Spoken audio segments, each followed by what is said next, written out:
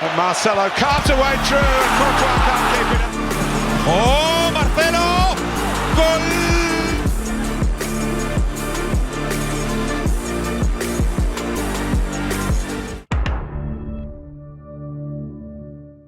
Marcelo Vieira creció en el barrio de Cadete, en Río de Janeiro. A los 9 años, se unió a las categorías inferiores de Fluminense, donde comenzó a destacar gracias al apoyo incondicional de su abuelo Pedro, quien sacrificó todo para que pudiera cumplir su sueño. Con solo 17 años, Marcelo debutó en el primer equipo de Fluminense, convirtiéndose rápidamente en una de las grandes promesas del fútbol brasileño. Su nombre empezaba a sonar en Europa y el Real Madrid se interesaba por el brasileño. El 14 de noviembre de 2006, con tan solo 18 años, Marcelo aterrizó en el Santiago Bernabéu. Su fichaje por el Real Madrid no solo representaba una apuesta por el futuro, sino también la búsqueda del nuevo Roberto Carlos. Ramón Calderón, presidente del club en ese momento, no dudó en etiquetarlo como el sucesor natural de la leyenda brasileña, lo que elevó las expectativas sobre el jugador. Que yo venía para ser el sucesor de Roberto Carlos. Sabiendo de eso, me trató a mí, a mi mujer, a mi cuñado, a mi abuelo como si fuera de su familia. Su debut oficial se produjo el 7 de enero de 2007 frente al Deportivo de La Coruña, como sustituto de Michel Salgado. Su primera temporada bajo las órdenes de Fabio Capello no fue como muchos esperaban. Capello limitaba las proyecciones ofensivas de Marcelo, un rasgo que era precisamente uno de sus puntos fuertes. Marcelo terminó la campaña conquistando su primer título, la Liga 2006-2007. La llegada de Schuster en la temporada 2007-2008 marcó un punto de inflexión. Sin la sombra de Roberto Carlos, quien puso rumbo al Fenerbahce turco, Schuster le permitió a Marcelo una mayor libertad para desplegar su juego ofensivo. Era el momento de que el joven lateral se desatara y mostrara su potencial. Su velocidad, regate y capacidad para sumarse al ataque empezaron a relucir. Poco a poco, Marcelo comenzó a ganarse un puesto en el equipo titular. Esa temporada, Marcelo disputó su primer clásico en el Bernabéu, donde los blancos golearon por 4-1 al Barcelona, la segunda liga consecutiva de un Real Madrid liderado por jugadores como Raúl, Casillas o Guti. En la temporada 2008-2009, con Juan de Ramos en el banquillo, Marcelo experimentó un cambio de posición. Pasó de jugar como lateral a interior izquierdo. Esta nueva posición explotó su capacidad ofensiva. En ese nuevo rol, consiguió marcar su primer gol con la camiseta blanca ante el Sporting de Gijón. En la temporada 2009-2010, con Manuel Pellegrini como entrenador, Marcelo alcanzó un nivel más maduro en su juego. Pellegrini apostó por él en la banda izquierda como extremo, y su capacidad para asistir y marcar se incrementó. Esa campaña, el brasileño terminó con 4 goles y 9 asistencias, confirmándose como uno de los pilares ofensivos del equipo. La llegada de José Mourinho al banquillo en la siguiente temporada marcó un antes y un después en la carrera de Marcelo. Con Mourinho, el brasileño no solo se consolidó como un lateral más completo, también asumió un rol más importante dentro del vestuario, al convertirse en el tercer capitán del equipo, tras Iker Casillas y Sergio Ramos. Puedo decir que me ha ayudado mucho a mejorar defensivamente, ¿no? A mi parte de agresividad. Uno de los momentos más destacados de esa etapa fue la final de la Copa del Rey de 2011 contra el FC Barcelona. Marcelo fue clave junto a Di María en la jugada que culminó con el gol de Ronaldo en la prórroga y que haría campeón al Real Madrid. Ese año, el brasileño anotó 5 goles y siguió creciendo como futbolista de la mano de Mourinho. El técnico portugués siempre elogió el rendimiento de Marcelo, pero en la temporada 2011-2012, la confianza de Mourinho en el brasileño empezó a disminuir. Marcelo quedó fuera del 11 titular en los partidos importantes y su puesto lo ocupó Fabio Coentrao. Aunque el equipo brilló en la Liga, el Real Madrid no pudo alzarse con la Champions. Las suplencias de Marcelo coincidieron con la falta de resultados del equipo.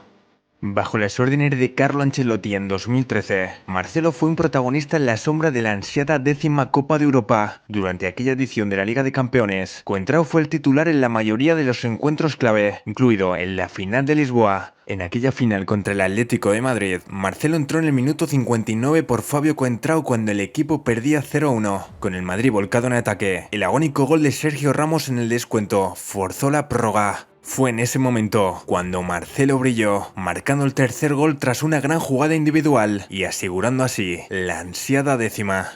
En la temporada 2015-2016, Marcelo fue una de las piezas claves en el camino del Real Madrid hacia su 11ª Champions. Tras la llegada de Zinedine Zidane a mitad de temporada, el brasileño mejoró por el nuevo enfoque táctico, ganando libertad para explotar su capacidad ofensiva que no tuvo con Rafa Benítez. Marcelo brilló en cada ronda eliminatoria de Champions. En la final de Milán ante el Atlético de Madrid, su entrega durante los 120 minutos fue impecable. En la tanda de penaltis, con una serenidad admirable anotó desde los 11 metros, para después sacar toda esa rabia contenida, convirtiéndose en uno de los líderes del equipo, que logró alcanzar la 11ª Champions. Tras conquistar la 10ª y la 11ª Champions, el brasileño continuó siendo un referente en el lateral izquierdo. En la temporada 2016-2017, bajo la dirección de Zinedine Zidane, Marcelo contribuyó al histórico doblete de Liga y Champions, algo que el club no lograba desde hacía casi 60 años. En la final contra la Juventus, Marcelo brilló una vez más, asistiendo a Marco Asensio en el cuarto gol para sellar la victoria por 4-1. Aquella temporada se consolidó como uno de los mejores laterales izquierdos del mundo. Con un Real Madrid sin opciones en Liga en la temporada 2017-2018, Marcelo estuvo a un nivel estelar en los cruces contra equipos de primer nivel como el Paris Saint-Germain, la Juventus y el Bayern de Múnich, llegando a anotar en el partido de ida de los octavos de final contra el PSG. También fue determinante su actuación en las semifinales contra el Bayern de Múnich, dejando una asistencia a Karim Benzema en el partido de vuelta donde el Real Madrid se impondría por 4-3. En la final de la Champions contra el Liverpool, Marcelo volvió a dejar su huella en uno de los momentos más icónicos de la competición. Asistió a Gareth Bale en el segundo gol del galés, una chilena espectacular que quedará para el recuerdo. El Real Madrid consiguió su tercera Champions consecutiva y la cuarta para Marcelo, que fue incluido nuevamente entre los mejores jugadores de la competición. En aquellos años, Marcelo y Cristiano Ronaldo formaron una de las sociedades más icónicas del fútbol moderno. Su compenetración dentro del campo era casi telepática. Marcelo sabía exactamente cuándo y cómo pasarle el balón a Cristiano, aprovechando su velocidad, regate y visión de juego para crear espacios que el portugués transformaba en goles. No era solo una relación futbolística, sino también una gran amistad fuera del campo. Juntos dominaron la banda izquierda del Real Madrid y sus jugadas combinadas fueron clave en muchos de los títulos conquistados por el equipo. Tras alcanzar la Liga de Campeones en 2018, el Real Madrid entró en una fase de transición. Zidane dejó el banquillo blanco y el equipo se enfrentó a una nueva realidad sin Cristiano Ronaldo, quien había sido traspasado a la Juventus. Marcelo, que hasta ese momento era uno de los líderes indiscutibles del equipo, comenzó a notar el desgaste físico propio de los años y las exigencias de su posición. Julen Lopetegui fue el encargado de liderar al equipo al inicio de la temporada 2018-2019, pero los resultados no fueron los esperados. Marcelo seguía siendo titular, pero el equipo no encontraba la solidez ni el ritmo de campañas anteriores. Tras la destitución de Lopetegui, Santiago Solari asumió el mando y Marcelo empezó a perder protagonismo. Solari apostó por Sergio Reguilón como lateral izquierdo, un joven canterano que ofrecía más frescura y solidez defensiva en un momento que el equipo necesitaba cambios. En marzo de 2019, Zidane regresó al Real Madrid para intentar recuperar la competitividad del equipo. Marcelo volvió a ganar protagonismo con la vuelta del técnico francés, pero la temporada 2019-2020 fue difícil para el brasileño. Aunque el Real Madrid ganó la Liga, Marcelo compartió más minutos con Ferland Mendy, un fichaje que llegaba para competirle directamente la titularidad. Mendy, más joven y con un perfil más defensivo, encajaba mejor en el estilo de juego que Zidane empezó a implementar, basado en una defensa más sólida. Marcelo comenzó a perder regularidad en el once inicial, aunque seguía siendo un líder dentro del vestuario y una referencia para los más jóvenes. Con la salida de Sergio Ramos en 2021, Marcelo heredó el brazalete de capitán, un reconocimiento a su larga trayectoria en el club. Con Carlo Ancelotti de vuelta al banquillo, Ferland Mendy continuó siendo el lateral izquierdo titular en la mayoría de los encuentros importantes. La temporada 2021-2022 acrecentó la leyenda de Marcelo. El equipo ganó la Supercopa de España, la Liga y el 28 de mayo de 2022, tras la victoria en la final de la Champions contra el Liverpool, el brasileño levantó su quinta Copa de Europa, consolidándose como el jugador más laureado en la historia del Real Madrid, con un total de 25 títulos, superando a leyendas como Paco Gento, Manolo Sanchís o Sergio Ramos. Tras alzar la Liga de Campeones, Marcelo confirmó lo que muchos esperaban. Su ciclo en el Real Madrid había llegado a su fin. 16 años de una carrera legendaria en el Santiago Bernabéu, que culminó con un emotivo acto de despedida.